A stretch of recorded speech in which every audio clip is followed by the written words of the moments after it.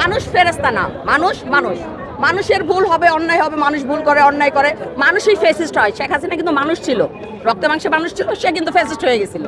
তো এখন তারা পাওয়ার পরে একটা পরিবারের 3 জন সদস্যকে নির্মমভাবে, নৃশংসভাবে তাদের বাড়িতে রেখে হত্যা করাটা সামান্য একটা মাদকের অভিযোগ এনে আমি ধরে নেন না তারা মাদকের সাথে জড়িত, তার জন্য প্রশাসন ছিল না, আইন ছিল না, তাদেরকে সেখানে তারা কি যদি সত্যি ঘটনা হতো তারা কিন্তু আইনের মাধ্যমে এটা ব্যবস্থা নিতে পারতো, তা না করে নেয়। তার বাবা নিজে উপস্থিত থেকে ওইখানকার যে পাওয়ারফুল চেয়ারম্যান, যাকে আপনার মুরাদনগর যাদের সাথে কথা বলবেন তারা বলবে যে সে মানে নির্বাচন ছাড়া যে একজন চেয়ারম্যান এমপির চেয়ে বড় পাওয়ারফুল, কারণ তার পিছনে তো আছে মন্ত্রী, যার পিছনে মন্ত্রী থাকে সে তো এমপির চেয়ে বড় পাওয়ারফুল হবে। এই যে হত্যাকাণ্ডটা ঘটলো এবং সেখানে সেই মুরাদনগরে একজন শিক্ষিকাকে কিভাবে প্রকাশ্যে দলবল নিয়ে মব তৈরি করে সে তার চেয়ার থেকে জোরপূর্বক তুলে তাকে বস্ত্র হরণ করে সারা এলাকাতে ঘোরানো একটা শিক্ষা জাতির মেরুদণ্ড, সেই শিক্ষা ব্যবস্থার টাকে মানে এভাবে যে অপমান করা, শিক্ষকের অপমান করা কতটা লঞ্চারা। আপনারা জানেন যেদিন ঢাকা বিশ্ববিদ্যালয়, জাহাঙ্গীরনগর বিশ্ববিদ্যালয়ে আমাদের শিক্ষকরা যখন রাজপথে এসেছিল আমাদের আন্দোলন আরও বেগবান হয়ে গিয়েছিল। আমাদের মা তখন সচেতন হয়েছিল যে একজন শিক্ষিকা যখন এসে বলছে ওরা আমাদের সন্তান, আমাদের সন্তানকে ছেড়ে আমরা যাবো না, প্রয়োজনে জীবন দিয়ে দিব, তখন কিন্তু সাধারণ মানুষ কিন্তু চড়ে উঠছে যে হ্যাঁ একটা শিক্ষিকা যেহেতু বলতেছে সে ভুল বলতে পারে না, একটা বিশ্ববিদ্যালয়ের শিক্ষিকা। সেখানে আমরা একটা শিক্ষিকাকে 1 বছর ঘুরতে না ঘুরতে তাকে আমরা বস্ত্র হরণ করি, তাকে আমরা লাঞ্ছিত করে, যারা করতেছে এটার প্রকৃত বিচার কে করবে? যে বিচার করবে সেই তো আসামি। আগে আপনাদেরকে জানতে হবে নির্বাচন, সংবিধান বা অন্য বিষয়গুলো একে অপরের সাথে পরিপূর্ণ কিনা।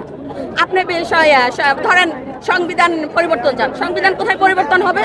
সংবিধান পরিবর্তন করার জন্য আপনাকে সংসদে পার্লামেন্ট মেম্বার লাগবে। পার্লামেন্ট মেম্বার আপনি কোথায় পাবেন? পার্লামেন্ট মেম্বার পাওয়া যাবে যে নির্বাচনের মাধ্যমে জনপ্রতিনিধি হয়ে যারা আসবে, 2/3 ভোটের মাধ্যমে একটা যে কোনো আইন পাশ করা যাবে বা বাতিল করা যাবে। এখন আপনি নির্বাচনই মানেন না, আপনি সংস্কার চান। যে আইনে আপনি যে মাধ্যমে আপনি সংস্কার করবেন সেটা তাকে হইতে দিতে হবে। সংস্কার অবশ্যই প্রয়োজন। একটা স্বাধীন সার্বভৌমত্ব রাষ্ট্রে, যে রাষ্ট্রের তৈরির পিছনে লক্ষ লক্ষ মানুষের জীবন বিসর্জন দিয়েছে, হাজারো ঘটনা জড়িত, এই তো ঐতিহ্য ঘটিত, সেই দেশে একটা সংস্কার হবে না যে আইনটা সাধারণ মানুষের জন্য ক্ষতিকারক, সেটার পরিবর্তন হবে না, এটা তো হতে পারে না। অবশ্যই দরকার। তবে হ্যাঁ, আপনি যখন বলবেন যে আপনি সংবিধানের সংস্কার চান তাহলে আপনাকে যেতে হবে পার্লামেন্টে। আপনি যদি এমআর পদ্ধতিতে নির্বাচন করতে চান, এটা বাংলাদেশ আইন অনুযায়ী বৈধ না, সিস্টেমটা এখনো আসে নাই, চালু হয় নাই। সেটা কোথায় থেকে আনতে হবে? সেটা আপনাকে সংসদের মাধ্যমে বিল পাস করে আনতে হবে। তো সংসদের থেকে বিল পাস করলে কি হবে? আপনাকে যেতে হবে সংসদে। তো সংসদে গেলে তাহলে কি হবে? আগে নির্বাচন দিতে হবে, জনপ্রতিনিধিরাই তো সংসদে যাবে। তো নির্বাচনের মাধ্যমে সেখানে বিল পাস করতে হবে যে এই সিস্টেমে আমরা নির্বাচনটা পরবর্তীতে, মানে এবার যদি সংসদে এই বিল উপস্থাপন হয়, পাস হয়, আগামীতে এটা হবে। অবশ্যই আমি এটাকে সাধুবাদ জানাই যদি এই সিস্টেমে হয়।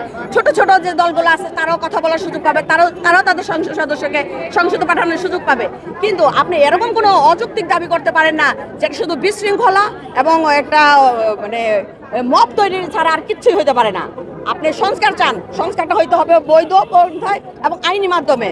আপনি যদি বলেন না গণ অভ্যুত্থান, হ্যাঁ অভ্যুত্থানগুলো এভাবেই হয়। হাসিনাকে যে পালাইয়ে যাইতে হয়েছে দেশ ছেড়ে, যদি বলেন যে এভাবে সেদিন সমগ্র বাংলাদেশের মানুষ তো শহীদ মিনারে চলে আসছিল, টিএসসিতে চলে আসছিল, আজকে আমরা যদি বলি তাহলে এটাই আইন হয়ে যাবে না। এটা আইন না, এটা দেশ, এটা রাষ্ট্র, এটা গণতান্ত্রিক প্রক্রিয়ায় চলবে। গণতান্ত্রিক প্রক্রিয়ায় আপনাকে সংবিধান মানতে হবে।